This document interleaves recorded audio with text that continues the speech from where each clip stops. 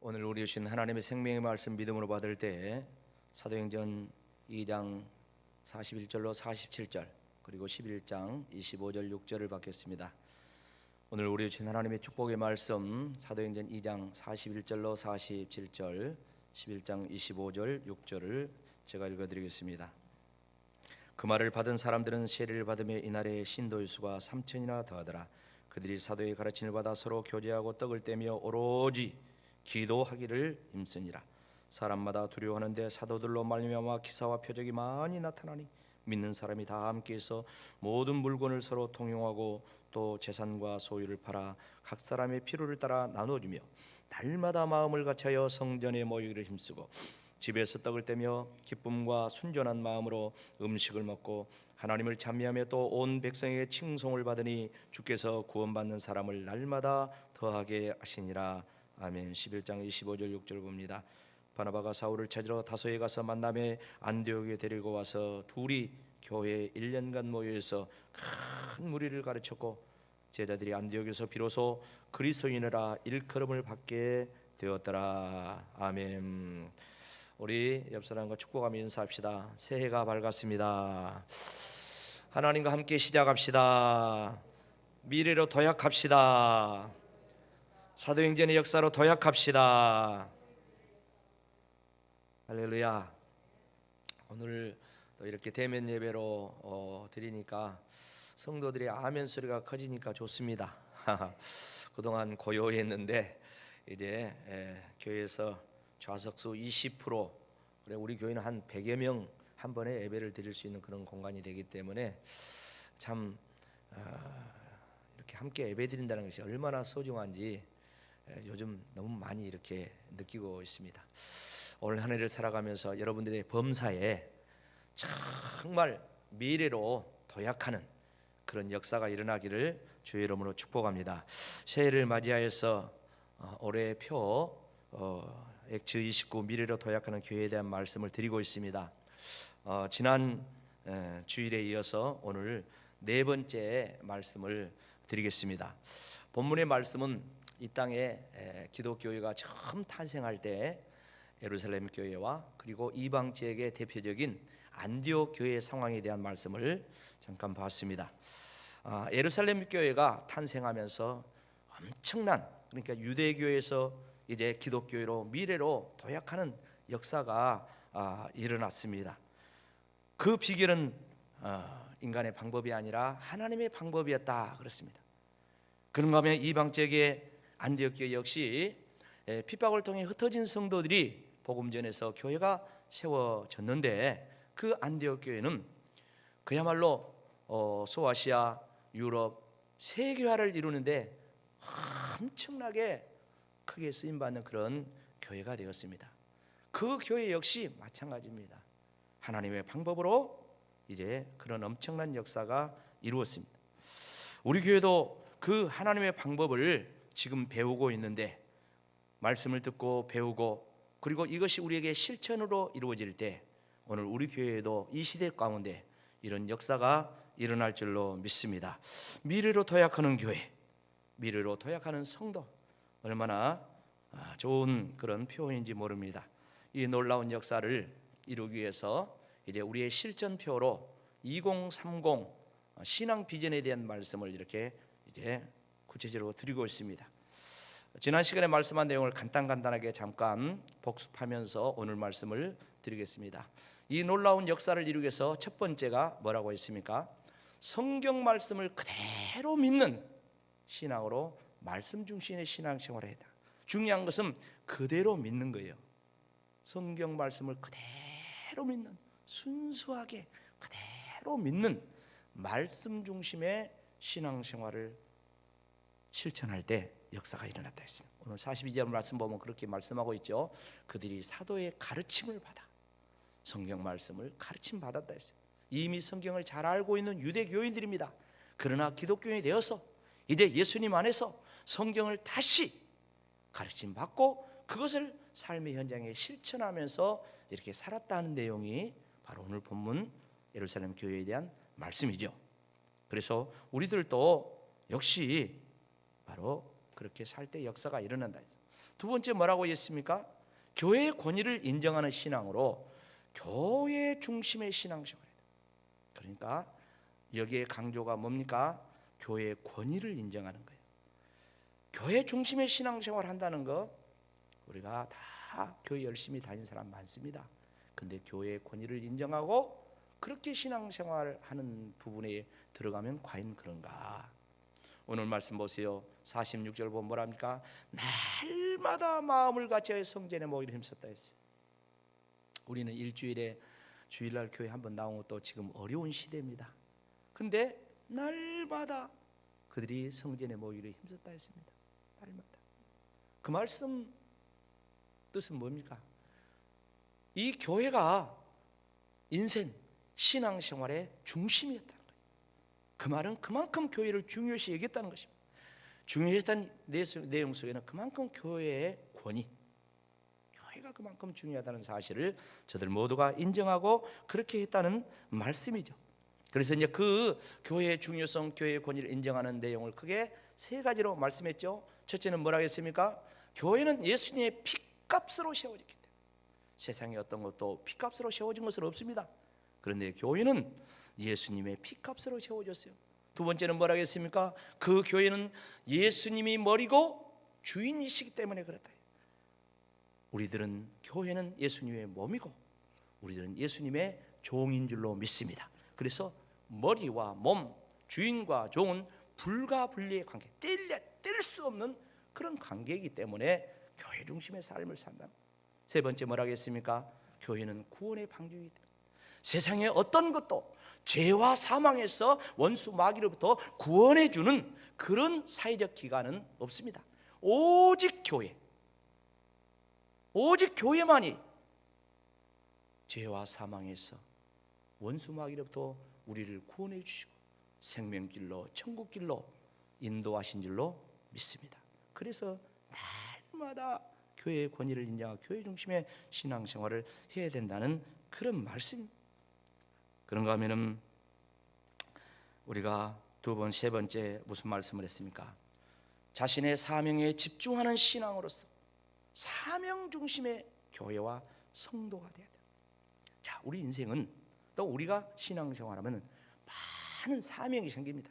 태어날 때부터 많은 사명이 있습니다. 교회에 발디디면서 많은 사명이 있습니다. 근데 그 많고 많은 사명 중에 가장 중요한 교회와 성도의 사명이 무엇입니까? 예수님께서 말씀하신 교회와 성도의 가장 중요한 사명이 무엇입니까? 우리가 사도행전 말씀을 보고 있습니다. 사도행전 시작부터 과정 끝에까지 보면은 바로 그것은 전도라고 이야기하고 있습니다. 전도, 영혼을 구원하는 것, 전도라고 이야기했습니다. 여러분, 이 전도가 가장 중요한 사명인 것은 에덴 동산에서부터 증명하고 있습니다. 선악과를 따먹고 원수 마귀에 속한 그들에게 하나님이 부르십니다. 아담아, 내가 해야 돼. 이게 바로 전도입니다. 하나님이 찾아 하나님을 떠난 마귀에게 속한 아담과 하와를 아담아, 내가 됐냐? 돌아와라. 전도예요. 여러분, 예수님이 이 땅에 오신 가장 중요한 목적이 무엇입니까? 죄와 사망의 세상의 원수 마귀의 종로로 다는 세상 많은 만민들을 전도하여 구원하러 오셨다. 사도행전 말씀, 교회가 탄생하면서 예수님께서 하늘로 승천하기 전에 그들에게 부탁한 말씀이 있죠. 아버지 약속하신 성령을 기다리라. 무엇 때문에 성령을 기다려야 했습니까? 사도행전 1장 8장을 우리가 잘 아는 말씀, 오직 성령이 너에게 임하시면 예루살렘과 온 유대와 사마리아와 땅끝까지 이르러 내 증인 되리라. 증인 된단 말은 예수님을 전도한다는 그런 말씀 아니겠습니까? 그렇게 해서 사도행전 1장부터 쫙 흘러갑니다. 흘러가서 마지막에 사도행전 28장 끝절 뭐라고 이야기합니까? 30절 31절 우리 다 같이 함께 읽어봅시다. 바울이 온 이태를 자기 셋집에 머물면서 자기에게 오는 사람을 다 영접하고 하나님의 나라를 전파하며 주 예수 그리스도에 관한 모든 것을 담대하게 거침없이 가르치더라. 아멘. 바울이 자기 인생의 말년을 저 이방의 핵심 나라 로마에 가서 이제 보내는데 죄수로 자청하여서 갑니다. 그리고 거기에서 죄수 생활을 하는데 가택 연금 생활을 그렇게 하면서 살아가는데 자기에게 오는 모든 사람들에게 전도했다 했어요. 하나님의 나라를 전파했다 했습니다. 세상 나라, 로마의 나라, 이것이 전부가 아니라 하나님의 나라가 있다. 그 하나님의 나라에 들어가려면 너희가 예수 그리스도를 구주로 믿고 구원받은 자가 돼야지 그 하나님의 나라에 들어갈 수 있다 하면서 사도 바울이 인생의 마지막을 열심히 전도하면서 로마에서 마지막 보내게 되죠. 이렇게 하면서 사도행전이 끝납니다. 자, 이제부터 오늘 증거할 네 번째 비결입니다. 2030 신앙 비전 네 번째 말씀입니다. 우리가 엑츠 29 미래로 도약하는 교회 성도가 되기 위해서 우리가 취할 것이 무엇이냐? 그것은 기도와 영성이 살아있는 신앙으로 영성 중심의 신앙생활, 다시 말해서 성령 충만한 신앙생활을 실천할 때 역사가 일어난다는 것입니다. 사랑하는 성도 여러분, 기독교의 첫 교인 예루살렘 교회가 어떻게 탄생했습니까? 예수님께서 하늘로 승천하시면서 직전에 제자들에게 유언과 같은 마지막 말씀을 했죠.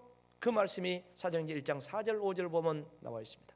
사도와 함께 모이사 그들에게 분부하여 이르시되 예루살렘을 떠나지 말고 내게 들은 바 아버지의 약속하신 것을 기다리라. 요한은 물로 세례를 베풀었으나 너희는 몇 날이 못되어 성령으로 세례를 받으리라 하셨느니라. 예수님께서 마지막 제자들에게 분부하면서 하신 말씀, 하나님 약속하신 성령을 기다리라. 그 성령으로 너희가 세례를 받아라. 여러분, 세례를 받을 때 지금은 양례합니다. 약식으로 물을 찍어서 이렇게 합니다. 근데 성경에 말씀한 그 세례는 약식 세례라기보다는 침례입니다. 그래서 침례 교인들이나 저 순복음 교인들은 세례란 이 성경 부분이 나올 때 침례라고 읽어요. 침례. 몸이 물에 딱 잠긴 거예요. 성령으로 침례 당하라. 완전히 잠겨버리라. 그런 역사가 있어요. 이것을 예수님이 마지막 제자들에게 분부하면서 그 성령을 기다려야겠죠. 그러면 그 제자들이 어떻게 그 성령을 기다렸다고 말씀하고 있습니까?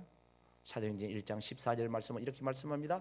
여자들과 예수의 어머니 마리아와 예수의 아우들과 더불어 다 같이요 마음을 같이하여 오로지 기도에 힘쓰더라. 아멘. 제자들은 예수님께서 말씀하신 약속하신 성령을 기다리는데 여자들과 예수의 어머니 마리아와 아우들과 더불어서 마음을 같이하여 오로지 기도에 힘쓰더라. 이 기간을 환산해보면 얼마나 되냐? 열흘 동안 그런 것이죠. 다른 일 하지 않고 오로지 열흘 동안 기도에 힘썼다. 그 장소는 마가의 다락방에 있습니다. 숫자는 120여 명의 성도들이 마음을 같이 해가지고 오로지 기도에 전심전력했다 했습니다. 사랑하는 성도 여러분, 이렇게 기도한 결과가 어떻게 나타났다고 성경은 말씀하고 있습니까? 사도행전 2장 1절로 4절 보면 이렇게 이야기합니다. 오순절날이 이미 이름에 그들이 다 같이 한 곳에 모였더니 소련히 하늘로부터 급하고 강한 바람 같은 소리가 있어 그들이 앉은 온 집에 가득하며 마치 불의 혀처럼 갈라지는 것이 그들에게 보여 각 사람 위에 하나씩 임하여 있더니 그들이 다 성령의 충만을 받고 성령의 말하게 하심을 따라 다른 언어들로 말하기를 시작하니라. 아멘. 120의 성도들이 아버지 하나님의 약속하신 성령을 기도하면서 마음을 같이 오로지 전심전력에서 기도에 힘쓰고 있을 때 오순절이라는 절기가 돌아왔는데 그날에 성령이 강림했다 했어요.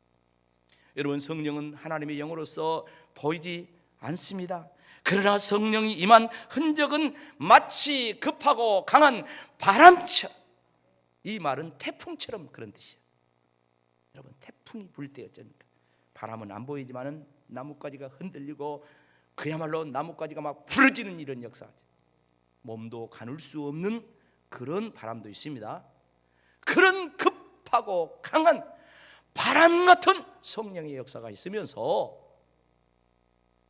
그들의 눈으로 보니까 불의 혀같이, 그러니까 불꽃 같은 것이 한 사람 한 사람 머리에 임하여 있더라. 오늘 이 시간 그 시간 되기를 축복합니다.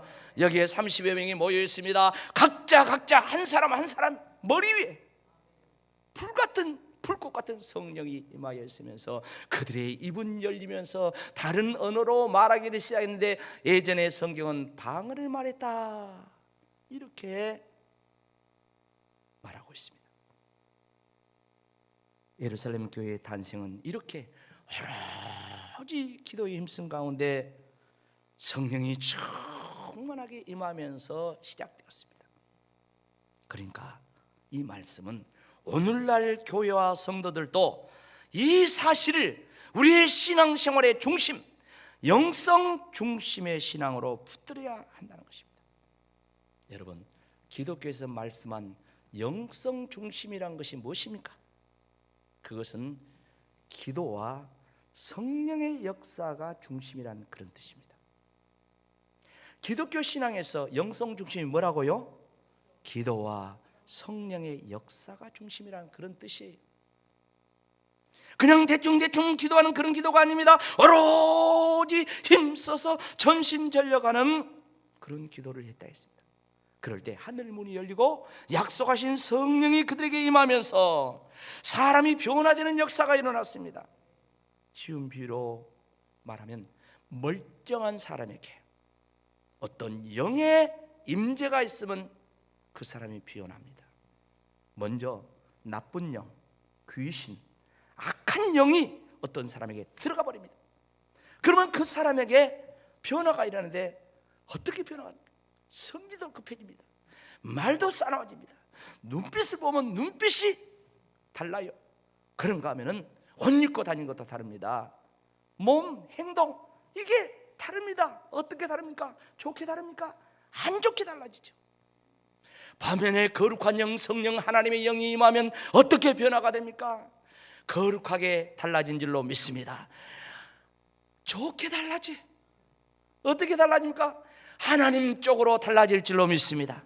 하나님 편으로 달라지는 그런 놀라운 변화가 일어나게 됩니다.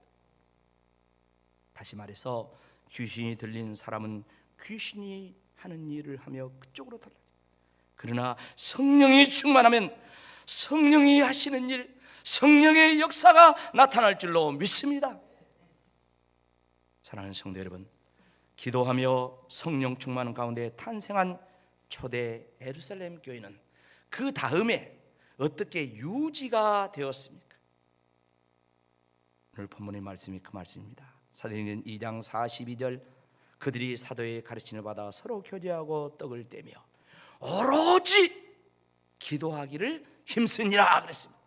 그러니까 교회가 탄생할 때도, 사도행전 1장 14절도 탄생할 때도 오로지 기도하기를 힘썼고, 교회가 탄생했어요. 3,000명이 생겼어요. 5,000명이 생겼어요. 이 성도들이 또 교회 생활을 하며 교회를 유지해 나가는데 오로지 기도하기를 힘쓰는 가운데 날마다 교회의 부흥의 역사와 성장의 역사가 일어나야 됐습니다. 이것은 변할 수 없는 영적인 원리입니다. 이것은 성경이 바꿔지지 않는 이상 이것은 지금도 그대로 우리에게 적용되는 하나님의 말씀이요. 교회는 오로지 기도하고 성령 충만할 때 영성 중심의 교회가 되는 것입니다. 감사하게도 저는 일찍이 이 사실을 깊이 깨달았어요. 그래서 제가 목회 35년, 36년, 이제 37년째 하는데 그동안에 오로지 어떻게 하면 기도할까? 내 자신이 그리고 어떻게 하면 내 교우들을, 성도들을, 사랑하는 양떼들을 어떻게 하면 저들이 오로지 기도하는 기도의 사람으로 훈련시키고 기도하는 사람으로 살게 만들까? 어떻게 하면 영적인 교회를 만들까? 어떻게 하면 영성 중심의 교회, 기도 중심의 교회 만들까? 이것이 저의 목회의 최대의 관심입니다. 자, 그렇다면 오늘 이방 지역의 안디옥 교회에 대한 말씀도 했죠. 그 교회는 어떻게 이제 유지되며 발전되었다고 말씀합니다. 은혜 받은 성령의 사람들이 가서 흩어져서 전도하고 교회가 세워졌다겠죠. 그들이 교회가 어떻게 왕성하게 이렇게 유지되고 세계의 복음화를 이루는 전초기지 역할을 했는가? 사도행전 13장 1절로 3절 말씀 보면 이렇게 말씀하고 있습니다.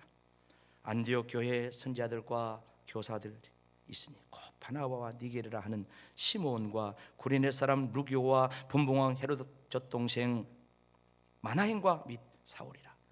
주를 섬겨 금식할 때 성령이 이르시되 내가 불러 시키는 일을 위하여 바나바와 사울을 따로 세우라 하시니 이에 금식하며 기도하고 두 사람에게 안수하여 보내니라. 아멘. 안디옥 교회도 여전히 금식하며 기도하는 성령 충만한 영성 중심의 교회였음을 오늘 증거하고 있습니다. 교회가 많이 부흥하고 계속해서 이제 달려나가고 있습니다. 그런데 저희들이 또 금식하며 기도할 때 성령의 감동이 임했습니다. 그것은 다름 아닌 바나바와 사울, 그러니까 바울이죠. 바울을 따로 세워서 선교사로 파송하라는 그런 말씀입니다. 여러분, 바나바가 누굽니까? 바울이 당시에 어떤 위치였습니까? 바나바는 안디옥 교회에 개척한 담임 목사입니다. 그런데 성령이 감동하시니까 이 바나바와 바울을 따로 선교사로 세워서 보내라고 그렇게 말씀하셨습니다. 이 말씀을 오늘날로 적용하면 오늘날 대형교회의 담임 목사격인 사람이 바로 바나바고 수석 부목사격인 사람이 바로 바울입니다. 그런데 그들을 선교사로 나가라는 거예요. 이것은 결코 쉬운 일이 아닌데 안디옥 교회는 그것을 실천했다고 했습니다. 이후에 얼마나 안디옥 교회가 소아시아 유럽의 큰 선교의 역사를 이룹니까? 이것이 바로 영성 중심의 교회의 모습이라는 것입니다. 자, 정리하면 영성 중심의 신앙생활이 무엇입니까? 다 같이 읽어봅시다. 시작. 영성 중심의 신앙생활은 기도하며 성령 충만하여 하나님의 뜻을 위하여 순종하는 신앙생활을 말한다는 거예요. 영성 중심 그러면 사실 어려운 말이에요. 목회자들도 정리 안 된 사람들은 영성이 무엇인가 그렇게 갸우뚱거립니다. 그런데 영성 중심의 신앙생활은 기도가 있는 거예요. 기도 없는 영성은 없어요. 그리고 기도하면 반드시 성령이 역사하는 거예요. 성령 충만한 신령한 은혜가 있는 거예요. 그러면서 하나님의 뜻을 깨닫고 그 말씀을 위하여 순종하는 거예요. 죽기까지 순종하는 거예요. 순종할 때 진정한 영성인 거예요. 영성. 그런 신앙생활을 말합니다. 사랑하는 성도 여러분, 예루살렘 교회는 기도하며 성령 충만한 사도들로 말미암아 기사와 표적이 많이 일어났다 했어요. 사도행전 3장에 보면 성전 미문에 안진뱅이가 일어난 놀라운 역사가 일어납니다. 제9시 기도 시간이라 했습니다.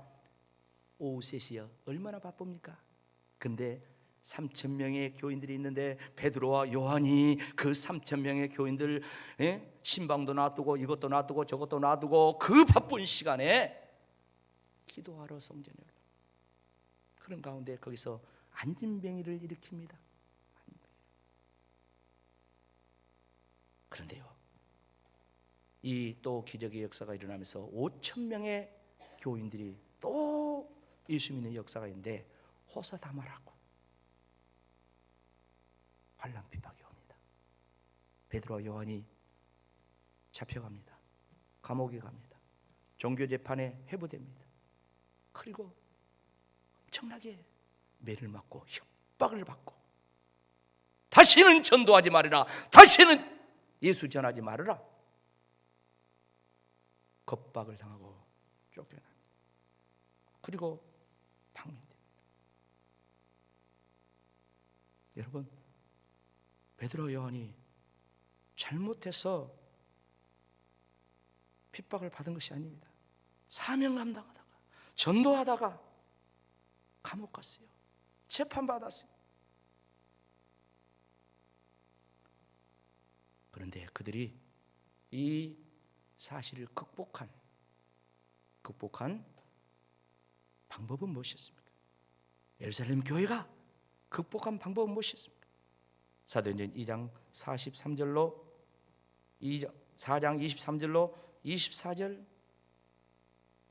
그리고 31절 말씀은 이렇게 합니다. 사도들이 놓였어요.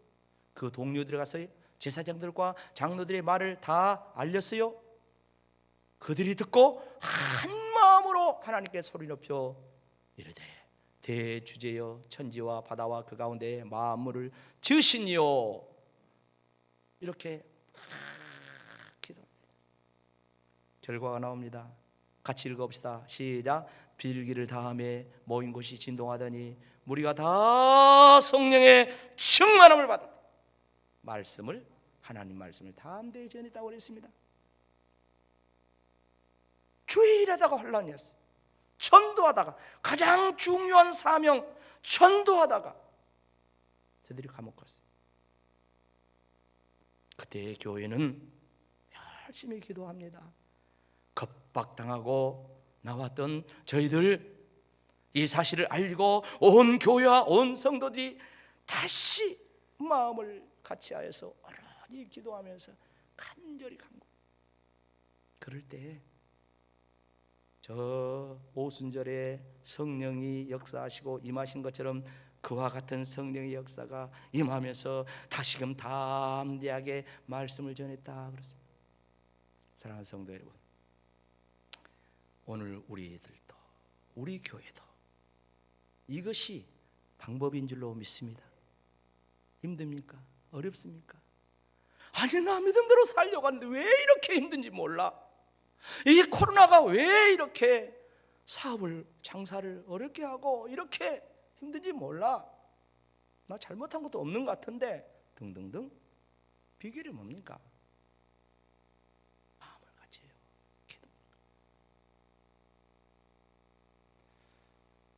기도하세요. 지금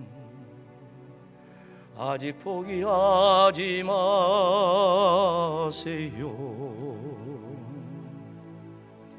주님 앞에 무릎 꿇고 겸손하게 기도해 보세요. 내 앞길 가로막는 장애물이 있다 해도 돌아서지 마세요. 포기하지 마세요. 슬픔도 고통도 괴로움도 기도로 이겨낼 수 있잖아요. 기도하세요. 기도하세요. 주님은 당신 편입니.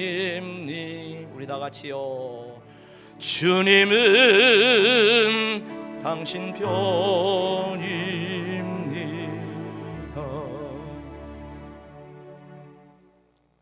마음을 같이하여 소리 높여 기도한 결과 빌기를 다음에 모인 곳이 진동하더니 무리가 다 성령 충만을 받고 담대히 하나님 말씀을 전했다고 했습니다. 그러니까 초대교회가 탄생할 때 그 첫 번째 모습과 같은 그런 모습이 다시 나타났습니다.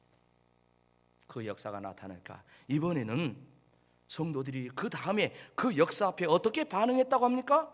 사도행전 4장 32절로 35절 말씀입니다. 믿는 무리가 한 마음과 한 뜻이 되어 모든 물건을 서로 통용하고 자기 재물을 조금이라고 자기 것이라고 하는 이가 하나도 없더라. 사도들이 큰 권능으로 주 예수의 부활을 증언하니 무리가 큰 은혜를 받아 그 중에 가난한 사람이 없으니 이는 밭과 집 있는 자는 팔아 그 판 것을 값을 가져다가 사도들의 발 앞에 두매 그들이 각 사람의 필요를 따라 나누어 줍니다. 오늘 본문의 말씀과 똑같아요. 사도행전 4장인데 오늘 사도행전 2장 말씀과 똑같아요. 이것이 기도하고 성령 충만함을 받고 실천한 진정한 영성 신앙 생활의 모습이라는 거예요. 이것은 동화 속에 나오는 전설이 아닙니다. 꾸며낸 이야기가 아닙니다. 교회의 건강한 영성 중심의 신앙 생활의 모습이라는 거예요. 지금도 얼마든지 오로지 기도하며 성령 충만한 영성 중심의 교회는 이런 아름다운 모습을 열매로 맺고 있어요. 사랑하는 성도 여러분, 이런 교회가 미래로 도약하는 교회가 아니겠습니까? 이런 성도들이 미래로 도약하는 성도가 아니겠습니까? 그런데 안타까운 것은 뒤에 보면 4장 봤죠. 5장, 6장, 7장으로 가면 이런 영성 중심의 교회가 어떻게 바뀌냐면은 일 중심의 교회로 나갑니다. 그러면서 서로 갈등하고 원망하고 불평하는 일이 일어납니다. 헬라파 과부들, 히브리파 과부들의 구제 문제로 다투게 됩니다. 문제가 발생했어요. 그러면 교회가 이 문제를 어떻게 해결합니까? 사도행전 6장 2절로 5절 말씀입니다. 12사도가 모든 제자들을 불러 이르되 우리가 하나님의 말씀을 제쳐놓고 접대를 일삼는 것이 마땅하지 아니하니 형제들아 너희 가운데 성령과 지혜가 충만하여 칭찬받는 사람 7을 택하라. 우리가 이 일을 그들에게 맡기고 우리는 오로지 기도하는 일과 말씀 사역에 힘쓰리라.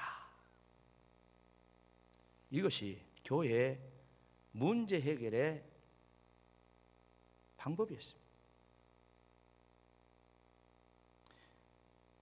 일 중심의 사역을 제자들이 했는데 이제는 그 일을 성령 충만한 집사들에게 맡기고 사도들은 오로지 기도하는 일과 말씀 전하는 사역에 힘쓰게 되었어요. 오로지 기도하는 일과 말씀 전하는 사역. 세 번째 나옵니다. 첫 번째 교회가 시작 탄생할 때 오로지 사도행전 1장 14절 말씀. 다시 교회가 환난 핍박이 왔을 때 다시 오로지 기도하기를 힘씁니다. 앞에 환난 핍박은 외부에서 온 것이요 이제 내부적인 문제가 생겼어. 그럴 때 오로지 기도하고 힘쓴 말씀으로 돌아가는 줄.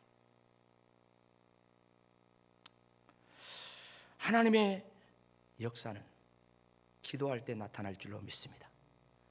기도하는 자에게 하나님이 응답하시고 기도하는 자 하나님이 개입하시고 기도하는 자에게 하나님이 일하시는 거예요.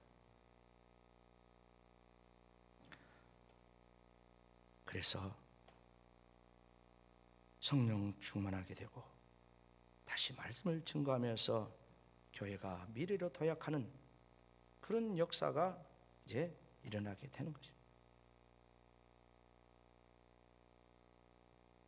교회의 일들은 성령 충만하고 칭찬 듣는 성도들에게 맡기고 주의 정도는 오로지 기도하는 일과 말씀 전하는 영성 중심의 본질 사역에 힘을 썼다는 거예요.